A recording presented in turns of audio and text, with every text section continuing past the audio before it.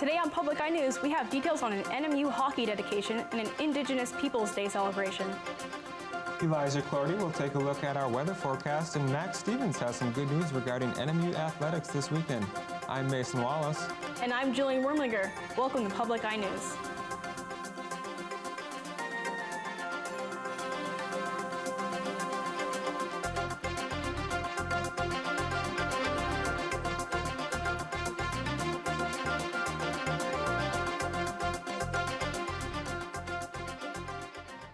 On Saturday night, the Barrie Event Center was packed with an audience excited to see the season's first NMU home hockey game.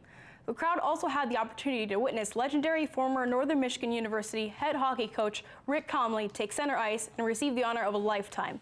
The ice rink at the Barrie Event Center was officially named the Rick Comley Rink in dedication to the Wildcats' first hockey coach. Comley was NMU's head coach from 1976 until 2002. Rick Comley spent 26 years with the NMU Wildcats, and he was inducted into NMU's Sports Hall of Fame in 1998. And Tuesday morning, union nurses who picketed for 2 days returned to work in an excited mood. The nurses tried to return to work when the picketing ended on Saturday, but the front doors of the hospital were not open. The nurses claimed the patients needed them back as soon as possible. Marquette stated in order to get replacement nurses during the strike, it had to contract them for 5 days. The hospital became fully staffed with the replacement nurses for the 3 days which followed the strike, and the striking nurses found out in advance that they would not be needed during the 3-day period. Early Tuesday morning, a small group of nurses walked together into the east entrance of the hospital with confidence to start the day's shift. 3 Northern Michigan University student organizations gathered on the academic mall between West Science and Jamrich Hall yesterday to celebrate Indigenous Peoples Day. The Native American Student Association, the American Indian Science and Engineering Society, and the Native American Language and Cultural Club hosted public activities. The activities began at 11 a.m. with drum songs by Morning Thunder, then historical and contemporary readings, as well as an open discussion. The event also recognized 525 years of Indigenous resistance against colonization. And police say there may be a man impersonating a police officer in Schoolcraft County, and they need your help finding him. According to police, multiple reports have been received of a man with no law enforcement affiliation conducting traffic stops. The man is described to be about 30 years old with short dark hair and wearing a brown uniform with a gold badge, and is said to be driving a dark-colored Dodge Charger. Anyone with information should call the Michigan State Police St. Ignace Post at 906-643-7582. Delta County Prosecuting Attorney Philip Strom has released a statement with further details in the death of a 15-month-old in Gladstone. According to the release, the Gladstone Public Safety responded to Thorntree Apartments due to an unresponsive child. After an investigation, police arrested 29-year-old Michaela Maupin of Gladstone after establishing probable cause in connection with the death of her 15-month-old daughter. Maupin is charged with homicide, murder, second degree. Maupin's other minor children are removed from the home, and a petition has been filed by the court to take jurisdiction over the children. And a woman was attacked in Detroit by a stray dog and was fatally shot after a man fired a gun at the dog, but hit her instead. The woman was mauled while walking, shot, and taken to a hospital where she died on Monday evening. The name of the woman wasn't immediately released, and the police tried to search for the dog, but it wasn't found right away. Detroit policeman Captain Darin Szilagyi states the man lived in the area. Szilagyi says he was trying to be a good Samaritan and even had a license to carry a weapon. It is a tragic story, but Szilagyi notes, quote, "We're responsible for every round we fire," end quote. The shooting is now under investigation, and prosecutors will review the case. And after the break, we'll be back with your national and international news. Stay tuned. Next time on Finding Your Roots, A-list entertainers with family secrets. Oh my God. Christopher Walken. This is stuff that I'm hearing for the first time. Carly Simon. Wow, that is amazing. This is such an eye-opener. Fred Armisen. What? Why hasn't anyone told me this? Will their ancestors' true identities redefine who they are? He looks like a tough customer. It's like a movie. It is like a movie. Finding Your Roots.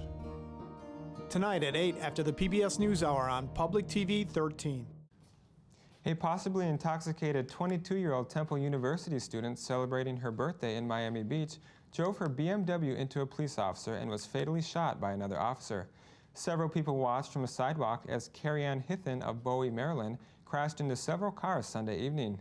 Retired homicide detective John Butchko said, quote, "It played out like a movie set with people running, screaming, car crashes, gunshots, an injured officer lying on the ground all within minutes," end quote. Police believe Hithen was heavily drinking earlier that Sunday. And as the temperature drops and Halloween creeps closer, a Marquette brewery is hosting a thrilling classic play. However, this show is not for the faint of heart. Samantha Carter has more details from the Ordog Brewing Company. The stakes are high in Shakespeare's bloodiest revenge play, Titus Andronicus. Due to the staging's immersive nature, audience members will be face to face with some of Shakespeare's most terrifying and gruesome characters. We're going to give you something you might not expect. You know, a lot of people have a lot of expectations when you're doing Shakespeare, period. Let alone a Shakespeare tragedy, let alone the Shakespeare's bloodiest play. And it's not cod pieces and swords. It's more like improv meets Gallagher meets Tarantino meets something else entirely that I haven't have a word for yet. So it's very different, and it's a lot of fun. The UP Shakespeare Company actors have been rehearsing Titus Andronicus for just over 4 weeks. Working with UP Shakes is always wonderful because of the immersive theater experience. The fact that you come in, you're drinking beers, and then the show starts happening around you. It's behind you, it's in front of you. It's a fully immersive theater experience, which you don't get many other places. As an actor, to really connect with the audience that directly, it's a wonderful, wonderful thing. The play will be held at the Ordog Brewing Company, and tickets can be purchased at www.upshakes.org. Titus Andronicus runs Sunday, October 15th to Sunday, October 29th. Samantha Carter, Public Eye News, Ordog Brewing Company. On Monday, wildfires swept through California wine country, killing at least 10 people and injuring at least 100. The fires also destroyed 1,500 homes and businesses, which sent thousands of people fleeing from the raging flames through resorts, grocery stores, and neighborhoods. The fires broke out at the same time and exploded overnight, which even caused 2 hospitals in Santa Rosa to evacuate several patients. The fires are the deadliest in California history, and the death toll is expected to grow. And CBS News has learned Hollywood mogul Harvey Weinstein made an unsuccessful last-ditch effort to save his career following allegations of sexual harassment. One famous friend who did come to his defense later apologized amid a social media backlash. Roxana Sabri reports from New York. Hollywood heavyweight Harvey Weinstein sent a letter to several movie industry executives asking for support, just hours before he was fired. He wrote, "I am desperate for your help." Weinstein was canned Sunday from the film studio he co-founded following a New York Times expose revealing he paid off at least 8 sexual harassment claims over the decades. I think Harvey is finished in Hollywood. I really do.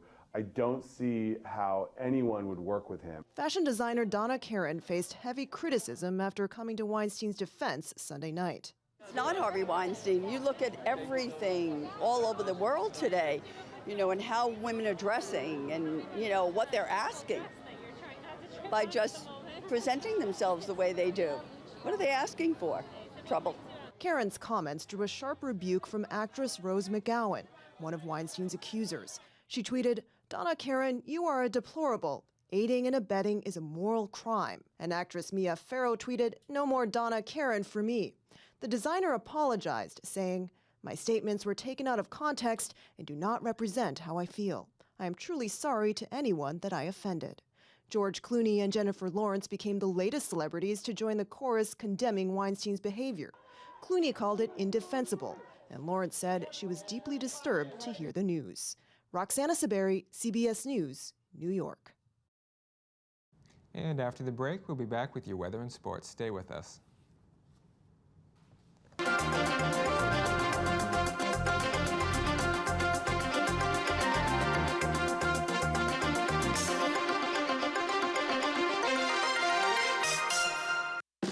Next time on the Vietnam War. It's damned easy to get in a war, but it's going to be awfully hard to ever extricate yourself. U.S. ground forces join the fight. These kids were just as courageous as anybody who fought in World War II.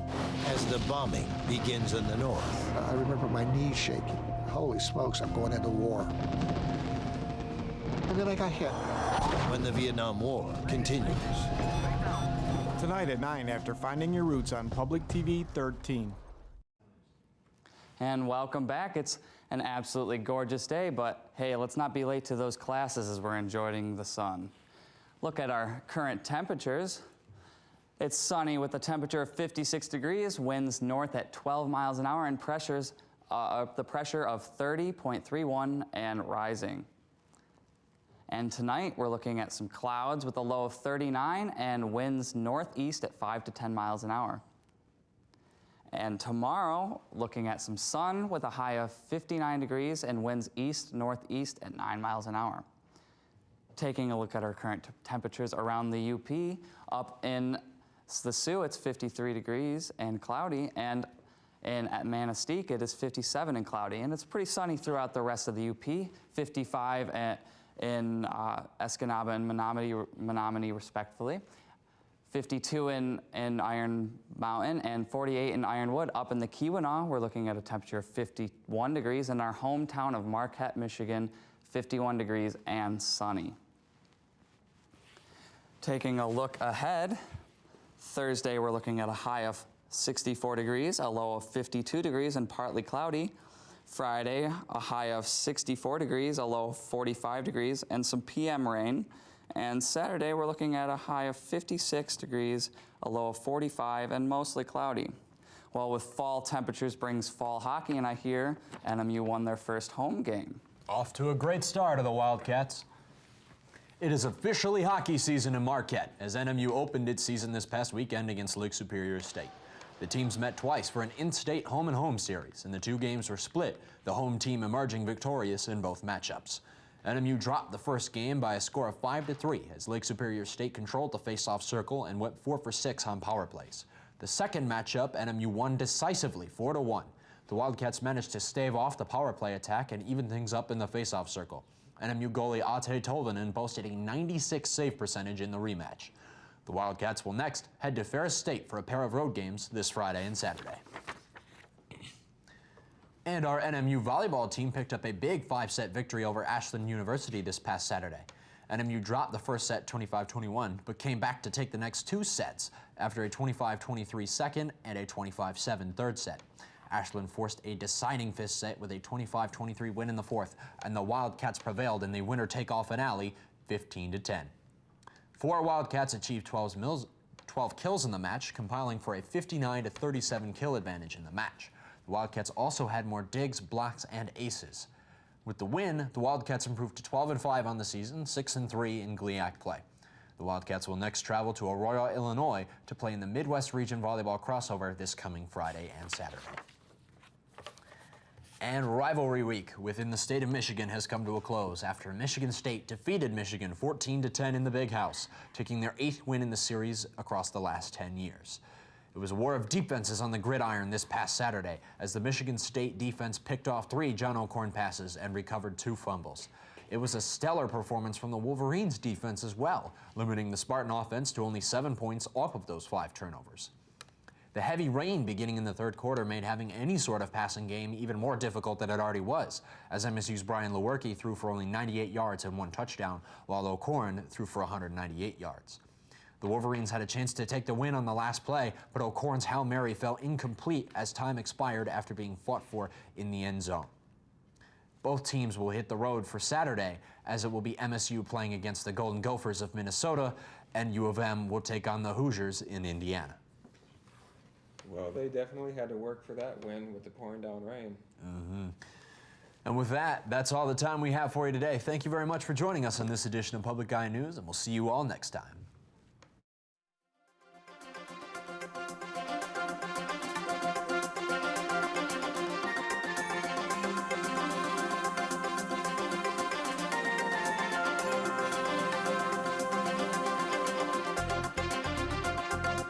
The preceding program was produced in studios located in the Edgar L. Hardin Learning Resources Center by WNMU-TV, Northern Michigan University Public Television.